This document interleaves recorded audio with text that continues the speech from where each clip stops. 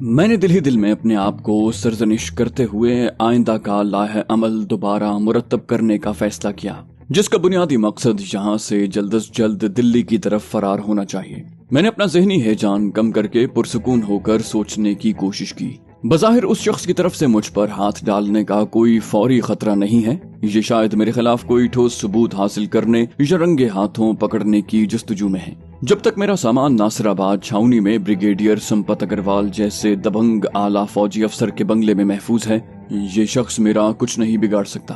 ہاں، میرے قبضے میں موجود پستول مجھے ضرور مشکل میں پھنسا سکتا ہے، مگر میں اس وقت بریگیڈیئر اگروال کا مہمان ہوں، یعنی اس کی پناہ میں ہوں، لہٰذا خفیہ کا یہ ایجنٹ مجھے پکڑ کر تلاشی لینے جیسا انتہائی قدم اسی وقت اٹھا سکتا ہے جب اس کے پاس میرے خلاف ٹھوس ثبوت ہو، یا میری کوئی ایسی قانونی طور پر قابل گرفت حرکت اس کی نظروں میں آ جائے کہ بریگیڈیئر اگروال بھی پولیس کی طرف سے میرے خلاف کسی کارروائی پر آواز نہ اٹھا سکے۔ جگت کی آمد پر ہرش اور انجو کی طرف سے لگائے گئے خوشی کے نعروں نے اپنے خیالات کے گنجلک جال سے واپس لوٹنے پر مجبور کر دیا۔ اس نے ایک دھاتی رکابی میں رس ملائی کا پیالہ اٹھا رکھا تھا، اس کے عقب میں حلوائی کی دکان کا ایک خادم ایک طباق میں لسی کا کلڑ اٹھائے چلا رہا تھا۔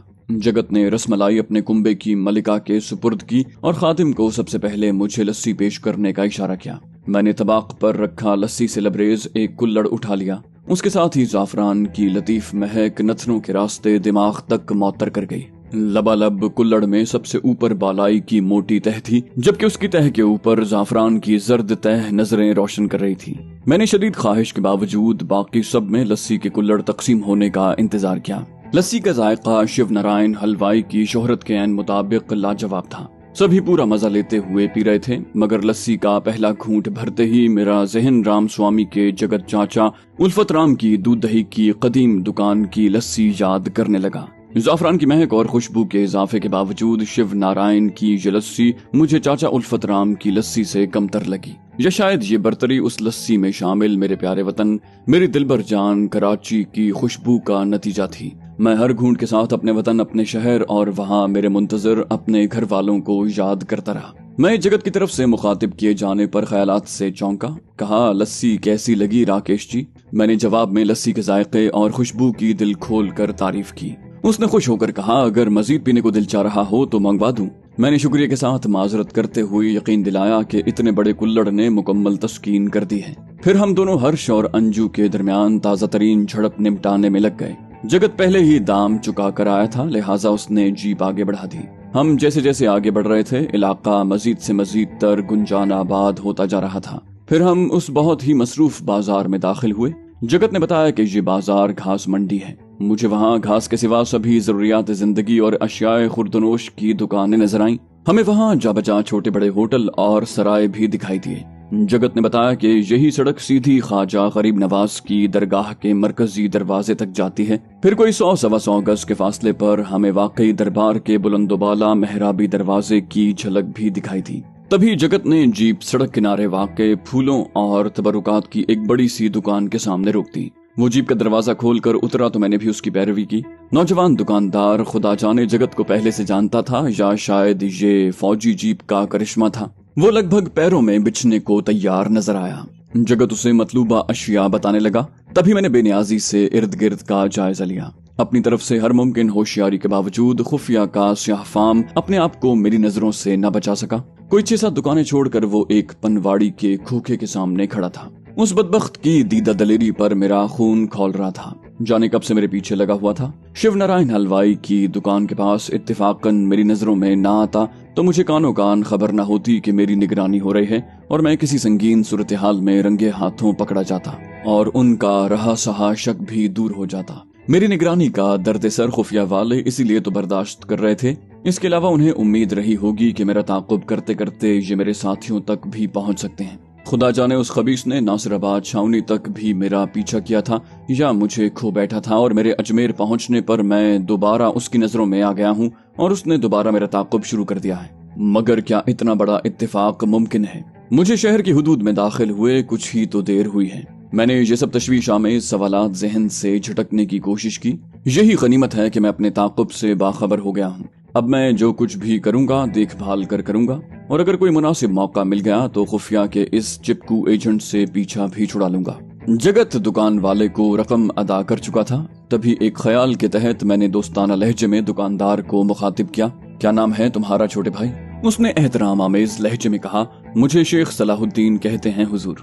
मैंने अगला सवाल पूछा, शेख भाई ये तुम्हारी अपनी दुकान है या? मैंने जानबूझकर बात अधूरी छोड़ दी। उसने पुरजोर लहजे में कहा, जी हाँ सरकार, मैं इस दुकान समेत 2 दुकानों का मालिक हूँ। मुझे मेरे वालिद शेख अलाउद्दीन मरहूम से विरसे में मिली हैं, मगर आप ये सब क्यों पूछ रहे हैं? मैंने नरम लहजे में कहा, नाराज ना हो भैया, मेरा नाम राकेश है और मैं गुजरात समाचार अखबार का कल्चरल रिपोर्टर हूँ। ये सवाल पूछने का मकसद ये था कि अगर दुकान मालिक तुम्हारे वालिद साहब हों तो उनसे बात करूं।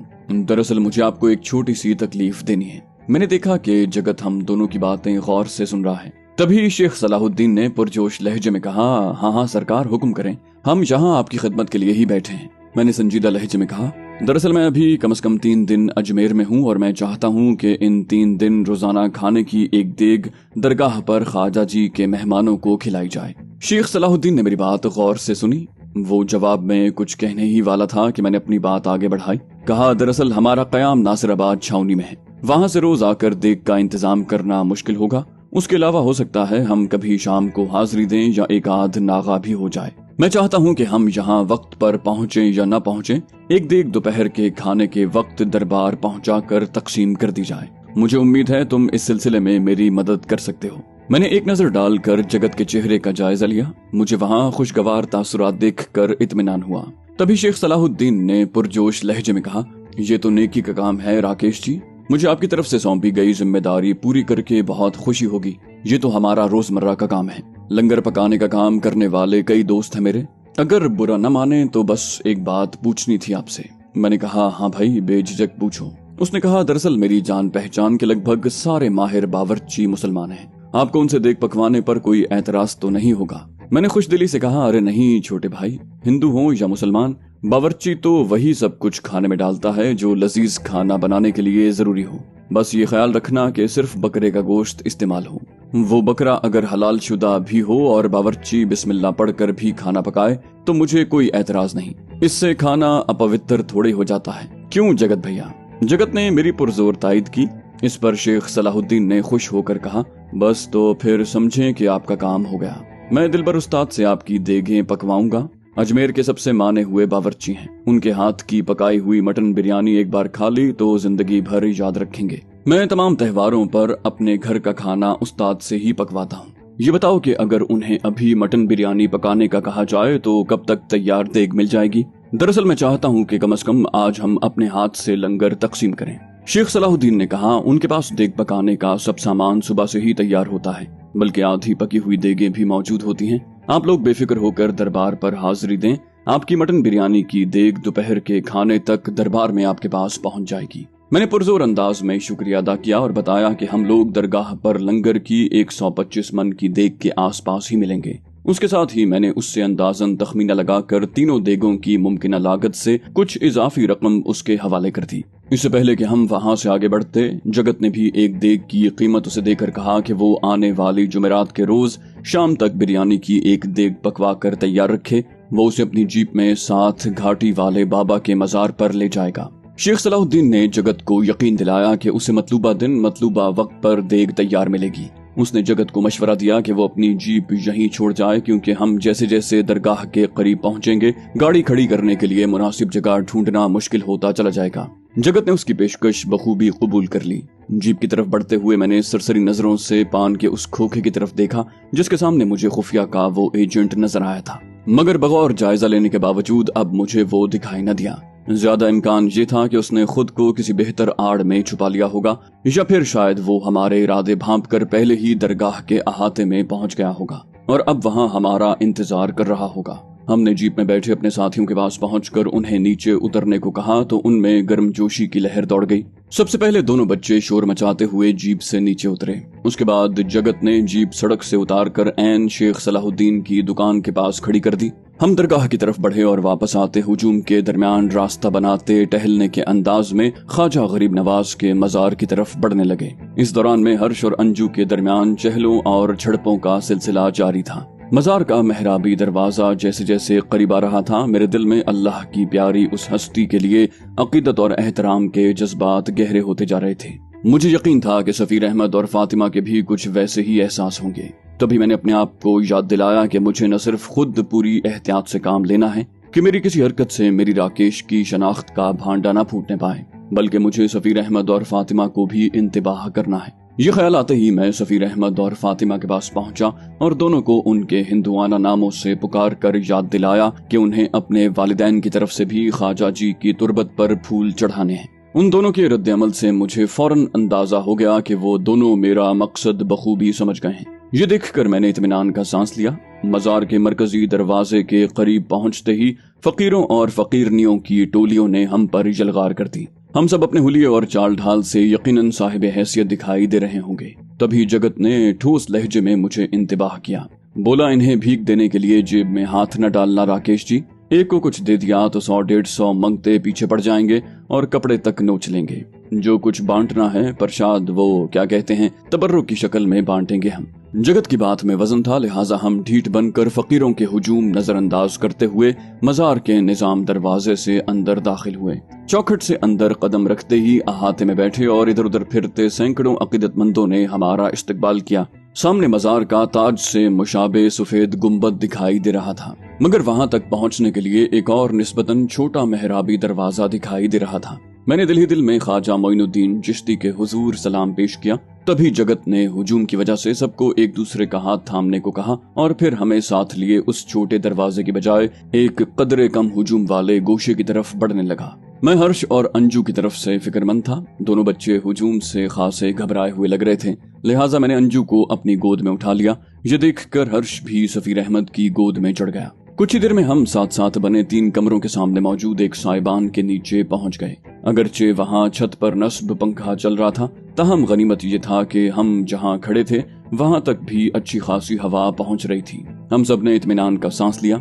हर्ष और अंजू भी गोद से उतरकर फर्श पर खड़े हो गए। मैं इस दौरान में मुसलसल हुजूम में अपने निगरान की शक्ल ढूंढता रहा था, मगर वो मुझे कहीं दिखाई न दिया। अगर वो मौजूद भी था तो उसने मेरी नजरों से बचने का एहतमाम कर रखा होगा। वैसे भी इतने हुजूम में उसे खुद को पोशीदा रखने में क्या दुश्वारी हो सकती थी। उस एजेंट की तलाश में नाकामी पर मैंने जगत को मुखातिब करके पूछा, अब क्या इरादा है छोटे भाई?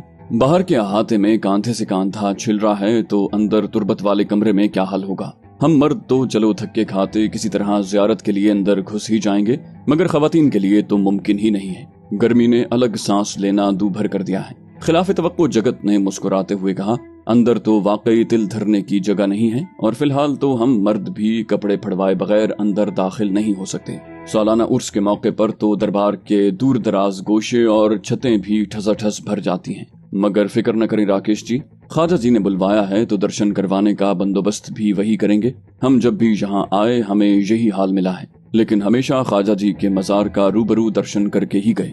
बस थोड़ा इंतजार करना पड़ेगा, फिर आप देखना हमारे लिए अंदर वाले हॉल तक पहुंचने का कैसे रास्ता बनेगा। मुझे जगत की ये बात ठीक तरह समझ तो नहीं आई, ताहम वो मेजबान था और यहाँ का साबिका तजुर्बा रखता था, लिहाजा मैंने उससे जिराह मुनासिब न समझी। इस दौरान में अचानक मुझे इदराक हुआ कि सफीर अहमद वहाँ से गायब है। मैंने यकलख्त उमड़ते तशवीश के जज्बात के साथ फातिमा से पूछा, वो तुम्हारे पति परमेश्वर कहाँ हैं देवी जी? उसने एक तरफ इशारा करके जल्दी से कहा, उधर बच्चों के लिए पानी की तलाश करने गए हैं, अभी आ जाएंगे। ये सुनते ही मेरे वजूद में इस तरह की लहर दौड़ गई। मैंने फातिमा से पूछा, वो कितनी देर पहले गया है? उसने गालिबन मेरी जहनी कैफियत कुछ कुछ समझते हुए खुद भी कदरे तशवीश भरे लहजे में कहा, हमारे यहाँ आने के कुछ ही देर के बाद चला गया था। असल में उसने उस सामने वाले कुंबे के एक नौजवान को पानी का बर्तन उठाकर उस तरफ जाते देखा था। मैंने लम्हे भर में फैसला करते हुए बज़ाहिर पुरसुकून लहजे में कहा, प्यास तो मुझे भी लग रहे हैं, चलो मैं भी वहाँ जाकर पानी पीता हूँ और हम दोनों तुम सब के लिए भी पानी ले आएंगे। हमारी ये बात जगत और अलका ने भी सुन ली थी। उन्होंने सर हिलाकर मेरी तायद की। तभी जगत ने कहा, उस तरफ कुछ आगे जाकर दाएं तरफ मुड़ेंगे तो वहाँ गुंदनी का बड़ा सा दरख्त है, उसके पास ही पानी की बड़ी सी सबील है, करीब ही सुराहियों वाले का खोखा है, एक सुराही खरीद कर भरवा लेना। मैंने उसकी बात का महज हाँ में सर हिलाकर जवाब देने पर इक्तिफा किया और बड़े बड़े डग भरता उस तरफ चल दिया। इस दौरान में मेरी नजरें बेताबी से आसपास का जायजा ले रही थी। अब मुझे न सिर्फ उस काली शक्ल वाले खुफिया के एजेंट की तलाश थी, बल्कि मैं मकामी पुलिस का कोई अहलकार ढूंढने की भी कोशिश कर रहा था। क्योंकि मुझे अब अपने से कहीं ज्यादा सफीर अहमद की सलामती की फिक्र हो रही थी। जो कुछ उसने बताया था उसकी रोशनी में बैद नहीं था कि उसकी तलाश का दायरा राजस्थान तक भी वसी हो चुका हो, मगर मैं कोशिश के बावजूद खुफिया के उस एजेंट या किसी बावर्दी पुलिस एहलकार को ढूंढने में नाकाम रहा। सबील के पास पहुंचने पर मैंने सफीर अहमद को एक सुराही में पानी भरते देखा तो मेरी रही सही तशवीश खत्म हो गई। मैंने उसके पास पहुंचकर धीमे लहजे में कहा, ये क्या हरकत है भाई? तुम्हें पता है कि तुम्हारे पुलिस की नजरों में आने का खदशा है, उसके बावजूद यूं बेफिक्री से इधर उधर घूम रहे हो। मेरी बात सुनकर वो शर्मिंदा सा होकर बोला, माजरत चाहता हूँ राकेश भैया, मुझे खुद भी बहुत प्यास लग रही थी। मुझे लगा कि अब हमें पहचान लिए जाने का ज्यादा खतरा नहीं है। मैंने उसके बिल्कुल करीब खड़े होते हुए कहा, ये ठीक है छोटे भाई कि तुम लोग झज्जर कस्बे से बहुत दूर एक दूसरी रियासत में आ चुके हो। शायद यहाँ की पुलिस के पास तुम दोनों से मुताल्लिक कोई हुक्म और तुम्हारे कवायफ भी ना हो, मगर इस दूर दराज इलाके में भी ये दरबार एक ऐसी जगह है जहाँ तुम दोनों को शनाख्त कर लिए जाने का संगीन खतरा है। तुम दोनों ने खुद ही तो बताया था कि तुम्हारे गांव के बहुत से लोग ख्वाजा गरीब नवाज के अकीदतमंद हैं। उनमें से कोई यहाँ की जियारत के लिए आया हुआ हो तो तुम उनकी नजरों में आ सकते हो। मेरी बात सुनकर सफीर अहमद ने माजरत भरे लहजे में कहा, माफी चाहता हूँ राकेश भैया, गलती हो गई। ये बात मेरे जहन में नहीं आई थी। आप ठीक कह रहे हैं, यहाँ तो मैं किसी की भी नजरों में आ सकता हूँ। मेरी तलाश में पागल फिरने वालों ने सारे हरियाणा के अखबारों में मेरी तस्वीर के साथ इत्तला देने वाले को इनाम का ऐलान कर रखा होगा। उनके पास दौलत की तो कोई कमी नहीं है। सफीर अहमद की बात सुनकर एक झटका सा लगा। वाकई ये तो मैंने सोचा ही न था। फातिमा के बाप और उसके तलबगारों ने तो उसे अपनी अना का मसला बना रखा था। उनकी तरफ से 4-5 हजार रुपया इनाम का ऐलान तो कोई मसला ही न था, और वो तो राजस्थान समेत आसपास की तमाम रियासतों के अखबारों में इनाम के इश्तिहार छपवा सकते हैं। इतनी भारी रकम के लिए तो अनगिनत लोग इन दोनों बच्चों के कत्ल तक के लिए तैयार हो सकते हैं। खासतौर पर पुलिस वाले तो दीवानावार इनकी तलाश में जुट गए होंगे। उन्हें तो इनको पकड़ कर पेश करने पर भारी इनाम के साथ शाबाशी और तरक्की की भी उम्मीद होगी। मैंने मुस्तरिब लहजे में कहा, यार सुराही जितनी भर गई है काफी है, अब यहाँ रुकना खतरे से खाली नहीं है। जगत और बाकी लोगों की तरफ वापसी के लिए मुड़ते हुए मैं दिल ही दिल में अपने आप को कोस रहा था। ये ख्याल मुझे पहले क्यों ना आया? अब तो उसे जल्द से जल्द लोगों की नजरों से दूर हटाना होगा। मैं यकलख्त रुक गया और सफीर अहमद को कहा, जरा ठहर कर मेरी बात सुन लो यार। सफीर अहमद ने फौरन बढ़ते हुए कदम रोक लिए।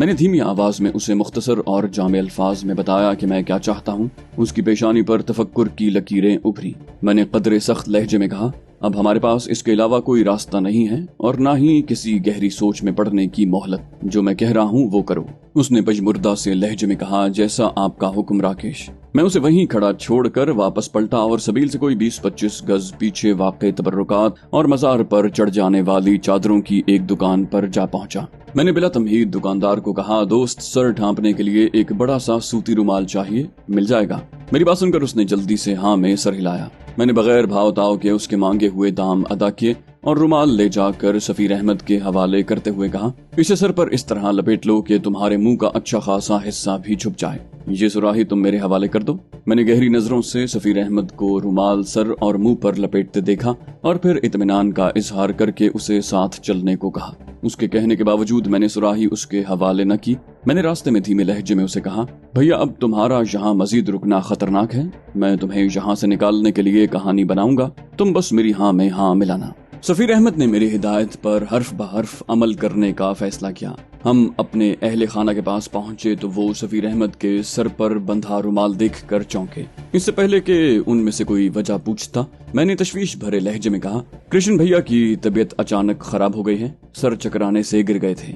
मैं पहुंचा तो सबील के पास दरख्त से कमर टिकाए बैठे हुए थे। मेरा ख्याल है लू लग गई है। मैंने फातिमा के चेहरे पर यकलख तशवीश के आसार देखे, मगर उसकी तरफ से कोई रद्द अमल आने से पहले जगत बोल पड़ा, ओहो असल में हमारे राजस्थान में गर्मी का मौसम काफी सख्त होता है। कृष्ण भैया को पानी पिलाया आपने राकेश जी?